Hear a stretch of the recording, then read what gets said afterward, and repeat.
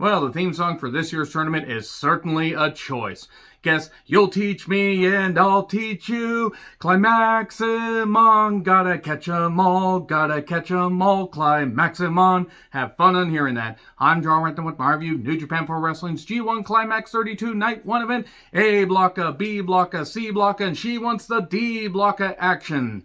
Boy, this is going to be a real hard tournament to keep track of. Actually, in all honesty, with 4 blocks, 7 people, and the fact that, well, there's a maximum of 6 matches per person, at least we know the point totals won't be very high, but man, it's going to get really unwieldy with all the goddamn tiebreakers and everything. This is going to be a long tournament.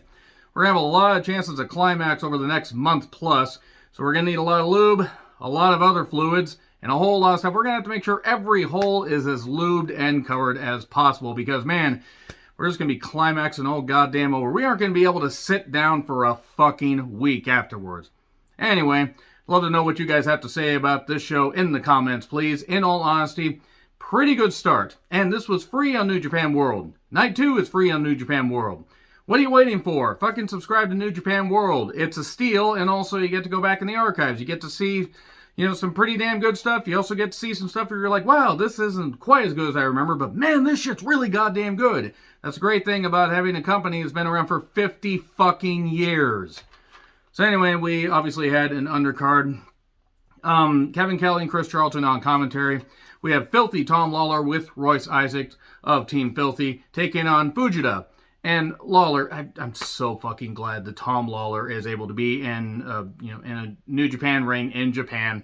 He's been doing great on New Japan Strong. He was, up until very recently, the Strong Openweight champion. And I saw him at the New Japan Strong tapings in historic Washington Hall, and it was cool to see him. And he gave Fujita enough. Fujita, obviously, at just turning 20, he's going to get there. Lawler is fucking great. You know, putting his MMA background to good use here and getting the entertainment aspect. And he gets the choke and then hits the knee from behind. 1, 2, 3. There you go. Good win for Filthy Tom Lawler. Apparently it was supposed to be a tag match, but I think they said Nakashima is out a little longer with an elbow injury. Hopefully he recovers soon. Yano and Oiwa took on Jonah and Bad Dude Tito. Yano kept trying to run away from Jonah. Kept trying to, sneak in and do some comedy and everything and anger him, because angering a man as big as Jonah isn't the best idea. And he did a sick powerbomb on Oiwa. 1, 2, 3. This was fine. Typical Yano. Yano is the type of wrestler where when you do the comedy right and you don't overdo it, like the KOPW stuff got a little bit overdone, Yano is entertaining enough but can also work it. It works in small doses.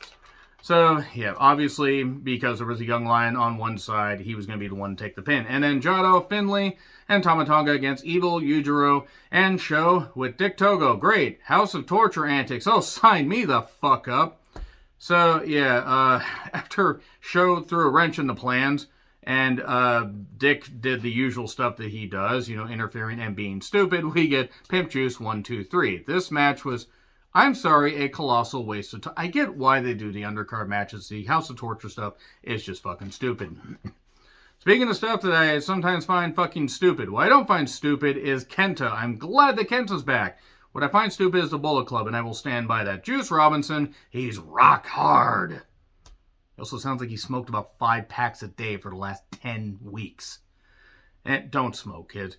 And Bad Luck Fale and Chase Owens. Oh boy, Fale and Chase on the same team. God, be still my apathy that is putting me to sleep as I try to think, in what world did I fucking deserve to have to see multiple singles matches with Fale and Chase Owens in 2022?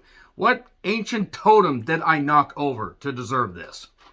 Well, they took on Lance Archer, Taka Michinoku, and Dangerous Tekker, Zack Sabre Jr., and Taichi. Who can out-heel who? It was cool to see Archer just badmouth Fale, who, look, Fale's fucking washed. I mean, I'm sorry, he is. He can maybe take 2 steps, and then if he hits a clothesline, he is down for like 30 seconds. When Father Time bites on you and taps you on the shoulder, whatever latches on you, whatever cliche you want to go with, it is your time to go. Zack Sabre Jr. versus Kenta will be quite fun, and the left-handed god on Taka 1, 2, 3. Taka seemed legit knocked out. I hope he's all right. He's had some injuries over his 25-year career, so I hope he's all right.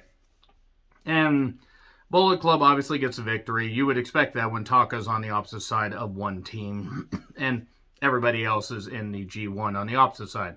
So Naito, Shingo, and Bushi took on Goto, Yoshihashi, and Ishii. I ask again, what ancient totem did I knock over to have to watch multiple Yoshihashi singles matches?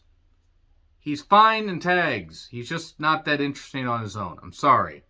So it's LIJ versus Chaos. It was fine. The action was good. It wasn't terrible. It just, these multi-man matches kind of blend together. There was a bad guardrail bump by Naito. I hope he's alright. And we get the vertical drop rainbuster. Vertical drop rainbuster. There we go. Let's call it that. No, vertical drop rainbuster. 1, 2, 3. Bushi takes the pin. The only guy that wasn't in any of the G1 blocks. There we go. Tanahashi took on Aaron Henare. Good. Henare is in the G1 finally. Obviously, 2020 and 2021 because of the pandemic and restrictions and all that, he wasn't able to be there. I'm glad, and I just want to see Henare do well. Is he ever going to be world champion? Probably not, but he's worked hard. He came back from a torn Achilles. He has continued to work hard, had more moves to his arsenal, and, not even Man U. Aha, those are like the only two fucking football teams I know. Sorry. I think there's a Liverpool one. Anyway, enough of that. Henare, with some good, with some good groundwork and kept, targeting the ribs and trying to set up to, get the full Nelson on. This is his first G1. This is Tanahashi's 21st, or his 21st straight G1, I believe. Maybe he does another G1. They're giving him a lot of main event spots this year. I think because they know. And I think Tana knows. Tana will continue to perform well, but when it's obvious he can't even run anymore, I want him to just have a happy, healthy life. He has carried New Japan on his back and been the ace for so many years. That iron will eventually may end up being his undoing. But enough of that. There was this cool spot after Ace's high fly float and stiff knees up. I mean, ouch. We got some good reversals. And then we got the full Nelson. And then a kick. Streets of Rage. 1, 2, 3. Henare getting the victory. I'm not upset about it. I mean, I hope that he at least gets up to 6 points. I mean, I think they said it's about 6 matches per person. Like, all right, cool. I'm for this. Hopefully, hopefully Henare gets a solid push coming out of this. This is a big goddamn deal. A win over Tanahashi at this point. That's good stuff. Then Ospreay versus ELP. In a pretty good match. I mean, ELP is obviously being moved up into the heavyweight division. And you know what? I'm all for it. Because he's really done about all he can in the junior heavyweight division. And no, I'm not the biggest ELP fan as far as when he constantly does the ridiculous antics, but he can work. And versus Robbie Eagles is one of my favorite matches of the year from Best of Super Juniors. Ospreay with the quick start, well worked, good counters, good strikes, some, good aerial maneuvers as you would expect with these two. Ospreay's matches don't have the best amount of psychology, but this is probably one of the few that had a good amount of it, all things considered. There was a missed splash, but ELP did come back with sudden death. However, we get some near falls. He did go for the backslide, got a 2, a close 2, but then got hit. Boom! Hidden blade. 1, 2, 3. And Will Ospreay gets the victory and gets 2 points. So that was, by the way, she wants the D block up. And then we go Sonata versus Jay White. Oh boy. I made my opinions on Jay White well known, so I'm just going to say this here. It was the usual. Jay White wins with the Blade Runner. I hope Sonata's knee continues to hold up because sometimes I worry that he's not just selling. But yeah, Jay White wins in a match that contained a lot of the same stuff you get in Jay White matches. Jeff Cobb versus Kazuchika Okada. A block of action. The monster block. The monster block. I mean, it's as good as you would expect with these two. Cobb using his tremendous power. Stopping the Rainmaker constantly. At one point, headbutting to stop the goddamn Rainmaker.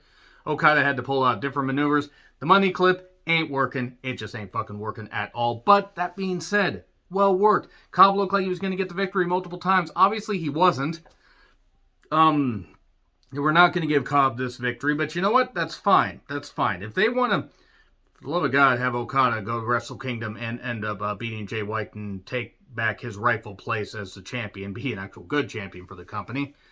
And somebody that will actually, draw dollars. Nevertheless, enough of that. Okada winning was the right call here, but Jeff Cobb had a great showing. Very good main event. Will likely be added to my favorite matches of the year list, and there you go. That is it for Night 1 of G1 Climax 32 with all blocker action. We will see what tomorrow brings. And by tomorrow, I mean in a few hours. So that review will be up tomorrow afternoon, because I'm not going to watch any of this shit live because I have to work. I have to work and I need sleep. Anyway, let me know your thoughts in the comments. Like, share, subscribe, Twitter handle in the description. I'm John Retlin. I'll see you soon.